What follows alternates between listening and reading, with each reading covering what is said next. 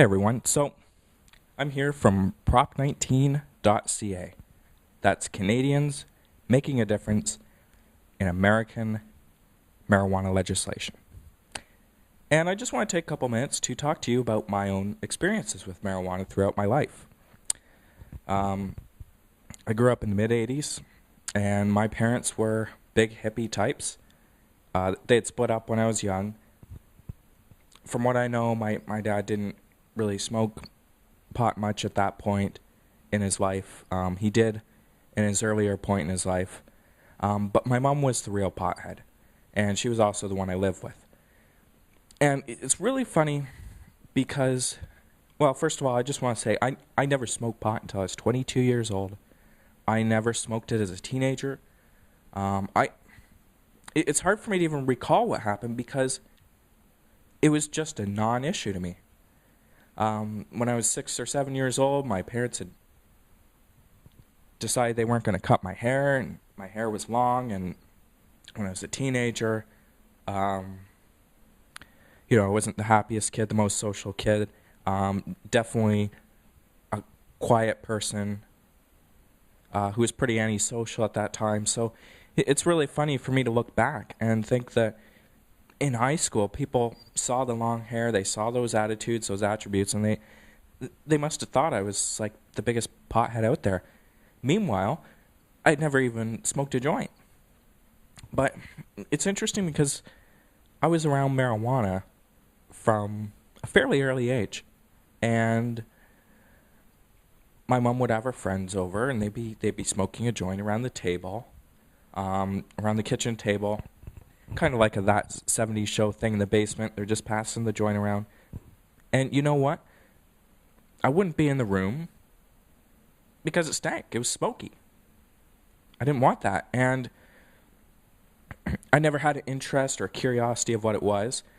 What I do remember when I was maybe 8 or 9 or so, for a short point in time, I would find my mom's rolling papers, and I would take a few of them, and I would take leaves from outside on the tree, green leaves, and I would rip them up into little pieces, and I would roll up these little joints. And it's funny because what I do with those joints, I wouldn't burn them, I wouldn't do anything like that, but I would hide them in places like you'd see on TV. You know, when you watch TV and someone says, "Oh, I found this joint. It was left on the floor or on the front porch between the banisters." I'd put them out there, and I'd put them in sort of semi-obvious places. Just like I said, like the stereotype that you'd see on TV, and not even really knowing what it was. My mom obviously didn't like that for a number of reasons. I didn't even think about it being illegal.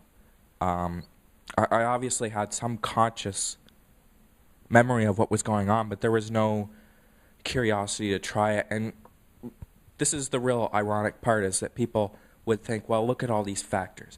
Look at the long hair. Look at the hippie parents. Look at the fact that marijuana was being smoked in my presence. Not directly, but still when I was in the house. Look at all these factors. And yet, I never even smoked it as a child. I never even tried it until I moved out of town and had a few roommates, and one day I decided to try that at the age of 22. But just going back to what I was saying before, so I had rolled these pretend joints. Again, I had no real conscious effort of what it was. When I hit my teens, I started to realize that this substance was illegal, but the most important thing about this whole issue, and this is the way I learned about this, the most important thing about this whole issue is that you're going to have scientific studies from one side that are going to tell you it's great, and one side that's going to tell you it's bad. And you can't just look at those studies. You've got to look at your own experiences, the people around you. And throughout my life, I never took an anti-marijuana stand because I saw what it did to people.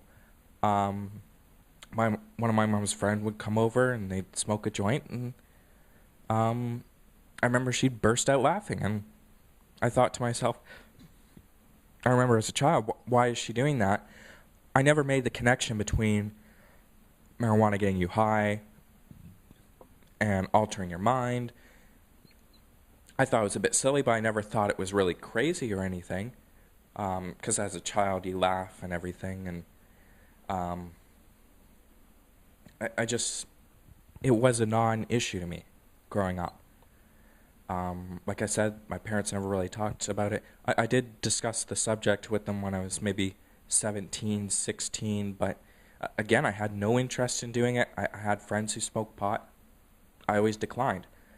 My attitude at the time was, again, I bought into this whole drug-free thing, and I still have this attitude to this day that the best thing is to be drug-free, which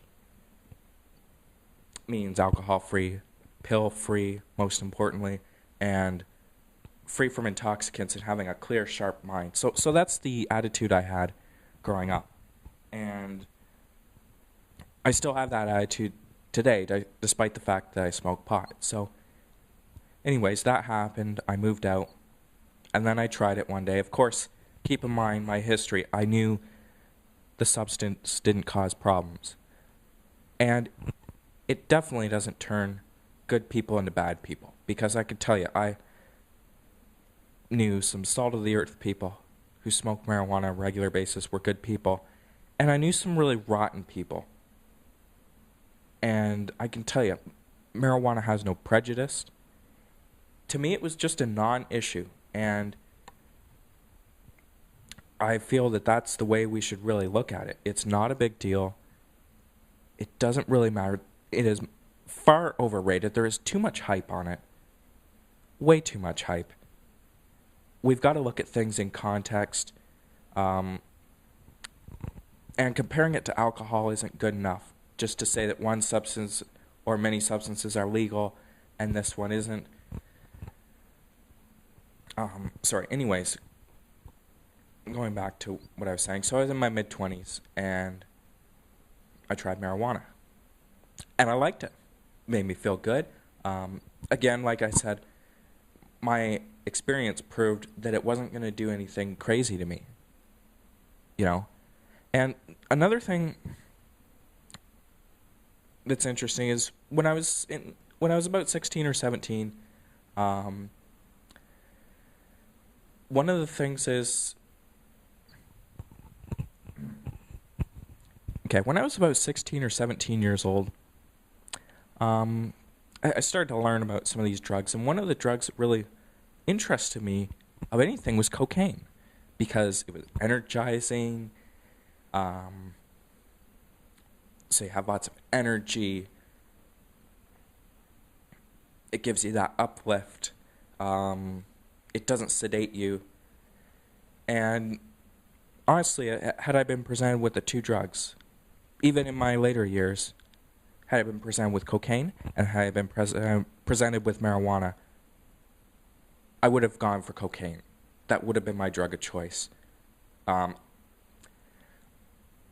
realize that it is far more harmful than marijuana, and the root of its harm is not in the coca plant itself. It is in our science and the fact that we refined it. Again, like heroin is much more harmful than opium from the Papaver somniferum plant. So, like I said, I would have tried cocaine over marijuana given the choice. And I did try it a couple times, but it's not because marijuana led me to cocaine. It's just that marijuana was more available. So, for the gateway theory, no, I don't buy it in terms of that. I don't think people seek a higher and higher and higher and high. However, I do think the gateway theory exists in terms of you realizing that there's a lot of lies surrounding these drugs, and that makes you curious about a lot of other drugs and what kind of lies they have associated with them. So in that aspect, I think the gateway theory is true, but not in terms of seeking a stronger and stronger and stronger high. Also, through the dealers that sell multiple drugs and the availability of them, that leads people to other drugs, but not because of marijuana at all. It's a fairly benign substance. I never had any stigma against it. I recommend that a lot of you just look at it, take the emotion away from it, and just look at it for what it really is, and don't just base it on science or the news. Look at the people around you who smoke it and see what they're like, and see how they react, and make your own decision, because you will make the most rational decision when common sense and logic are the factors in your decision.